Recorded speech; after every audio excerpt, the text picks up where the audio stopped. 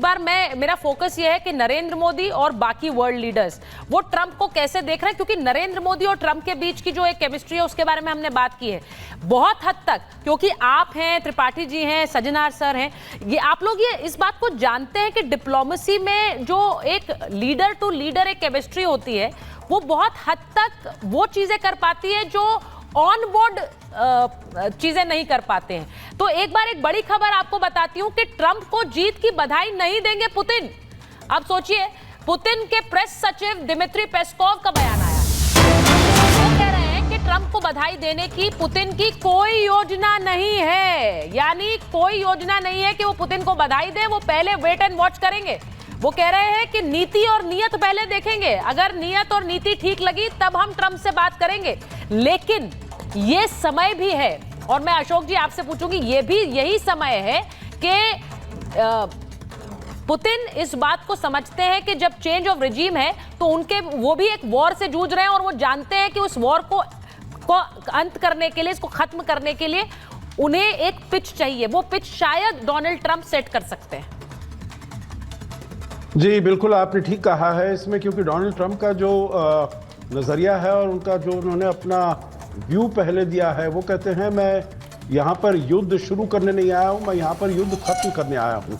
तो उन्होंने अपनी जो रेपुटेशन है, अपनी क्रेडिबिलिटी है, वो भी उन्होंने ताक पर लगा दी है, जो इसको युद्ध को खत्म होना चाहिए। पर अब किस टर्म्स पर खत्म होगा, क्योंकि वहाँ पर इतना तो 20% तो यूक्रेन की जो टेरिटरी है वो रूस ने ले ली है, तो इसीलिए रूस भी ये wait and watch policy follow कर रहा है। हालांकि एक चीज़ ये भी है, जो जब चुनाव से पहले ये भी आई थी, खबरें आई थी, जो इन्होंने राष्ट्रपति पुतिन ने अपनी जो प्रेफरेंस दी है वो उन्होंने कमला हैरिस के लिए दी है। हाँ। तो ये बहुत ही अनएक्सपेक्टेड ही लगता है, क्योंकि जो फ्रेंडशिप और जो बॉन्डहॉमी है दोनों का, राष्ट्रपति पुतिन का और डोनाल्ड ट्रंप का, ये कहा जाता है जो उनमें दोनों में बड़ी अच्छी समझ है एक दूसरे में, तो एक दूसरे के साथ काम कर सकते हैं। हालांकि पहला जो उनका वो हुआ था, कार्यकाल हुआ था, उसमें इसको ज्यादा देखने का हमें मौका नहीं मिला था।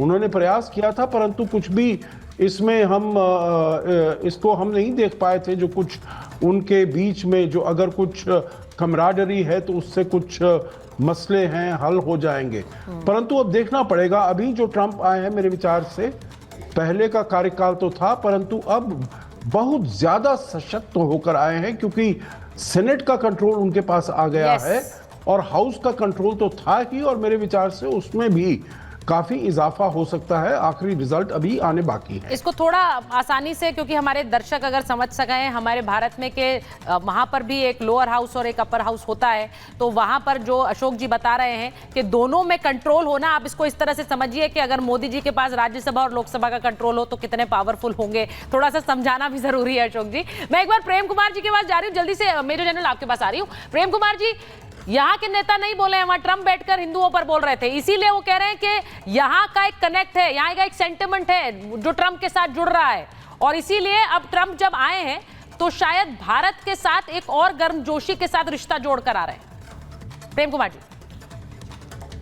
जी, देखिए, अमेरिका में जो भी बदलाव आते हैं उसको हम अपने हाल में जयशंकर जी, एस जयशंकर जी का मैं सुबह ट्वीट पढ़ रहा था। उन्होंने कहा कि पिछले कुछ सालों से जो भी अमेरिका में राष्ट्रपति आए हैं उन सबके साथ भारत के संबंध जो हैं बहुत अच्छे रहे और क्रमशः अच्छे होते गए। तो उसी परिप्रेक्ष्य में वहां देखा जाना चाहिए। मान लीजिए जैसे सुपर बॉस हो गए डोनाल्ड ट्रंप, तो अगर क्या कमला हैरिस जीत जाती तो हम क्या ये बात नहीं बोलते? या फिर पिछली बार जो बाइडेन जीत गए थे तब क्या ये बात नहीं बोल रहे थे? या डोनाल्ड ट्रंप जब हम हार गए थे तब क्या बहुत दुखी हो गए थे क्या? नहीं, डोनाल्ड ट्रंप तो बाइडेन या कमला हैरिस हारे, इन सब का जो हमारी प्रतिक्रिया एक भारतीय के रूप में, भारत के रूप में ये होती है कि इंटरनेशनल सिचुएशन में ये हमारे संबंध कैसे हैं, क्योंकि हमारे संबंध हर रिजीम में अच्छे हैं अमेरिका के साथ में, इसलिए हम ये उम्मीद कर सकते हैं कि डोनाल्ड ट्रंप के साथ भी अच्छे होंगे।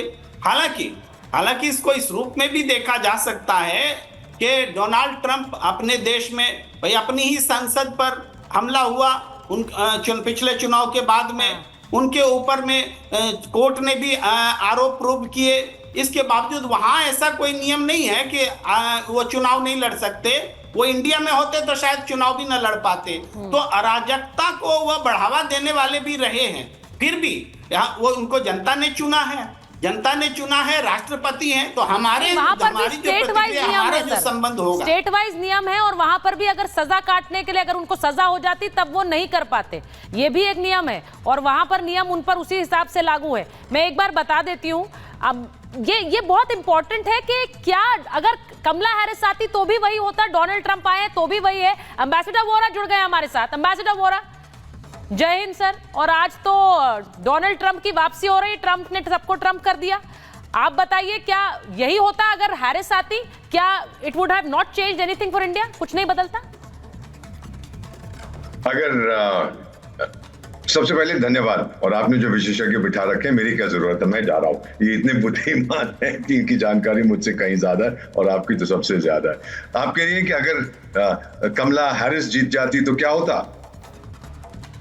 मैम, इसमें मैं दो चीजें गिव मी 2 मिनट्स बताता हूं। अमेरिका की साइकी क्या है, मैंने तो वहां सर्व किया और मेरा कल 30-40 बार वहां पर गया हूं। उनका इंटरनेशनल डायलिंग कोड क्या है? 1।